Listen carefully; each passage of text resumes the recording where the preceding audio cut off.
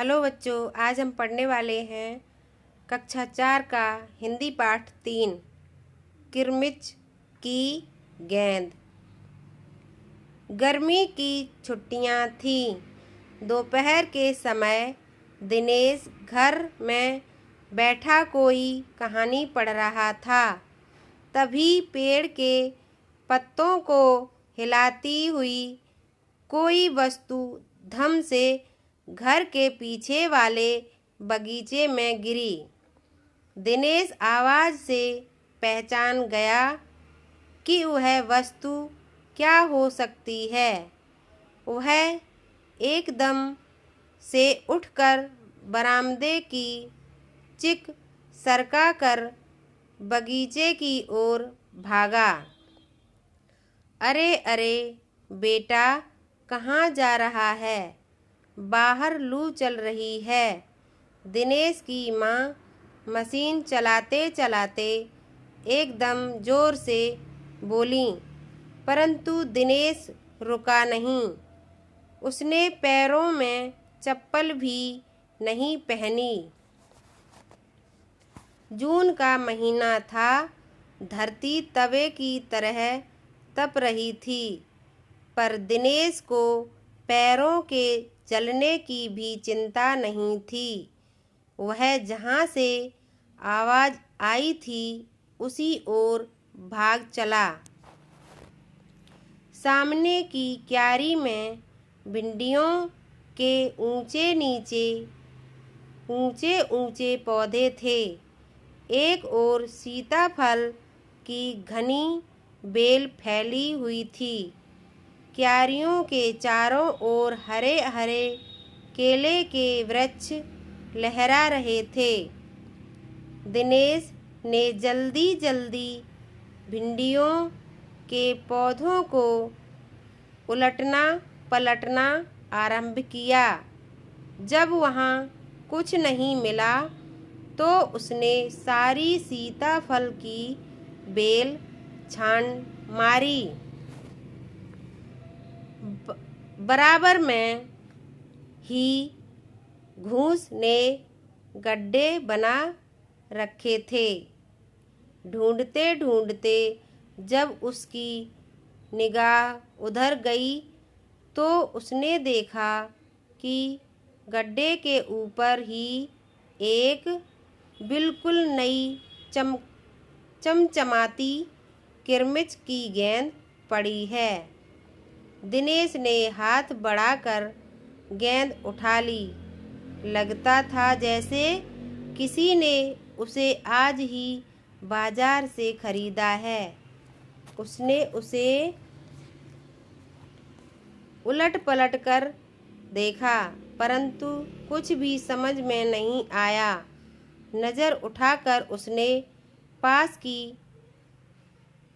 तिमंजिली इमारत की ओर देखा कि हो सकता है किसी बच्चे ने इसे ऊपर से फेंका हो, परंतु उस इमारत के इस ओर खुलने वाले सभी दरवाजे और खिड़कियां बंद थे। छत की मुडेर से लेकर नीचे तक तेज धूप चिलचिला रही थी। फिर कौन खरीद सकता है नई गेंद? दिनेश ने सुधीर, अनिल, अरविंद, आनंद, दीपक सभी के नाम मन में दोहराए। यदि गेंद खरीदी भी है तो इस दोपहरी में इसे नीचे कौन फेंकेगा? हो न हो यह गेंद बाहर से ही आई है। उसने सड़क पर बने गोल चक्कर के बगीचे की ओर देखा, परंतु वहाँ पर केवल 2-4 गायें ही दिखाई पड़ी, जो पेड़ों के नीचे सुस्ता रही थीं। उसे ध्यान आया कि जाने कितनी बार अपने मोहल्ले के बच्चों की गेंदें क्रिकेट खेलते हुए दूर चली गईं और फिर कभी नहीं मिलीं। एक बार तो एक गेंद एक चलते हुए ट्रक में भी जा पड़ी थी। तभी भीतर से माँ की आवाज आई, अरे दिनेश, तू सुनेगा नहीं? सब अपने अपने घरों में सो रहे हैं और तू धूप में घूम रहा है। दिनेश गेंद को हाथ में लिए हुए भीतर आ गया। ठंडे फर्श पर बिछी चटाई पर वह लेट गया और सोचने लगा, भले ही यह गेंद मोहल्ले में से किसी की न हो, परंतु ईमानदारी इसी में है कि एक बार सबसे पूछ लिया जाए। गर्मी की छुट्टियां थीं। बच्चों ने खेलने की सुविधा को ध्यान में रखते हुए एक क्लब बनाया हुआ था। उस क्लब में सभी बच्चों के लिए बल्ले थे और गेंद खरीदने के लिए वे आपस में क्लब का चंदा देकर पैसे इकट्ठा कर लेते थे। शाम को सारे बच्चे इकट्ठा हुए। दिनेश ने सभी से पूछा, मुझे एक गेंद मिली है। अगर तुम में से किसी की गेंद खो गई हो तो वह गेंद की पहचान बताकर गेंद मुझसे ले सकता है। तभी अनिल बोला, गेंद तो मेरी खो गई है। कब खोई थी तेरी गेंद? यही कोई 4 महीने पहले। तो वह गेंद तेरी नहीं है, दिनेश ने कहा। फिर वह मेरी होगी, सुधीर ने तुरंत उस पर अपना अधिकार जताते हुए कहा। वह कैसे? दिनेश ने पूछा।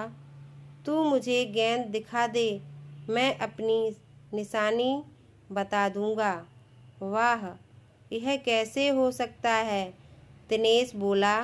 गेंद देखकर निशानी बताना कौन सा कठिन है? देखे बता, तब जानूं।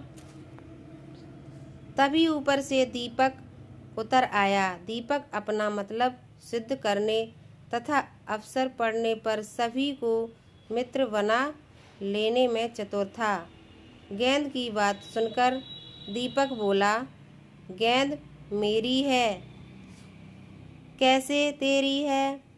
सभी ने एक साथ पूछा।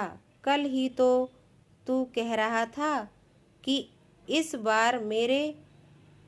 बार तेरे पापा तुझे गेंद लाने के लिए पैसे नहीं दे रहे हैं। मेरी गेंद तो 5 महीने पहले खोई थी, दीपक ने कहा। जब बड़े भैया की शादी हुई थी ना, तभी सुनील ने मेरी गेंद छत पर से नीचे फेंक दी थी।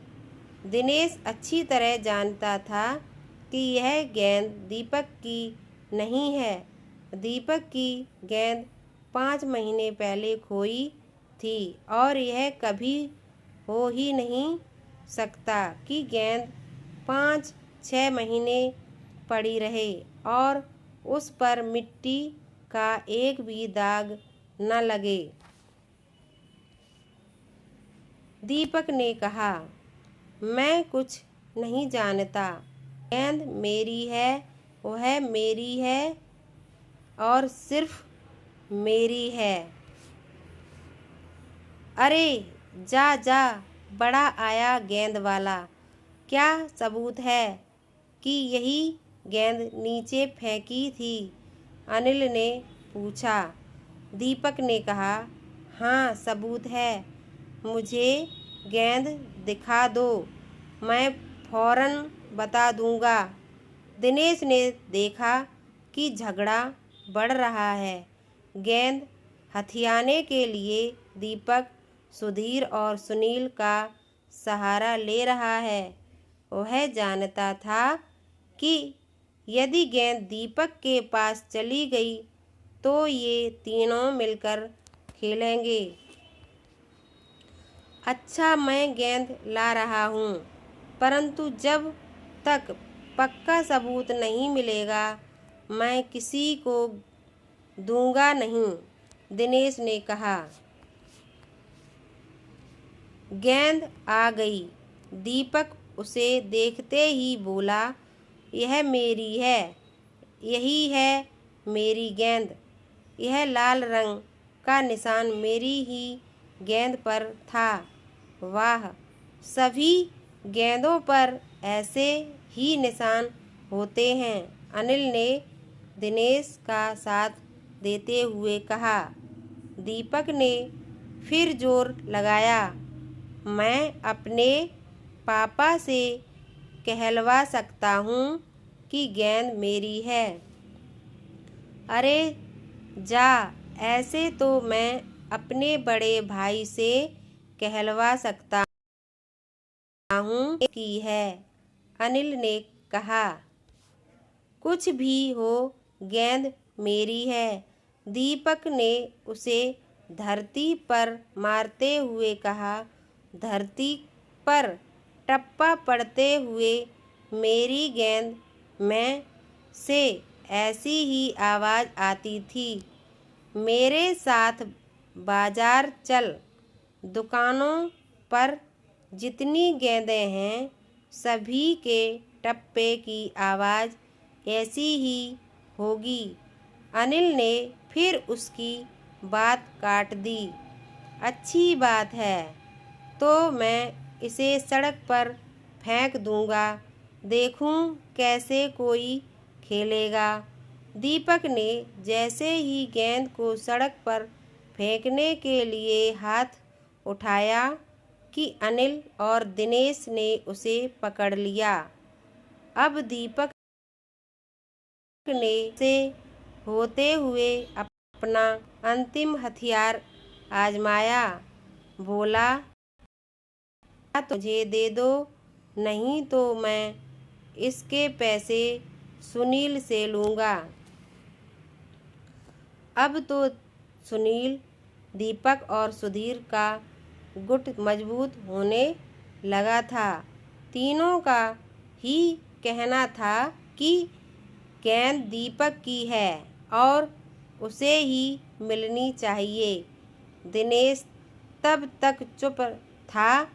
वास्तव में दिनेश का मन उस समय सबके साथ मिलकर उस गेंद से खेलने को कर रहा था। बोला, अब चुप भी रहो, झगड़ा बाद में कर लेंगे, अपने अपने बल्ले ले आओ, पहले खेल लें। 5 मिनट के भीतर ही खेल आरंभ हो गया। दिनेश बल्लेबाजी कर रहा था।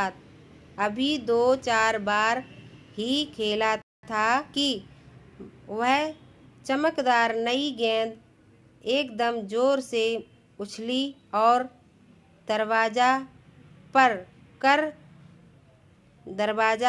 कर सड़क पर जाते हुए एक स्कूटर में बनी सामान रखने की जालीदार टोकरी में जा गिरी।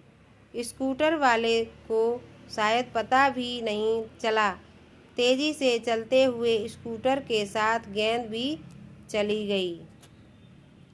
बच्चे पहलाते हुए स्कूटर के पीछे भागे, परंतु जल्दी ही सब रुक गए। वे समझ गए थे कि स्कूटर के पीछे भागना बेकार है।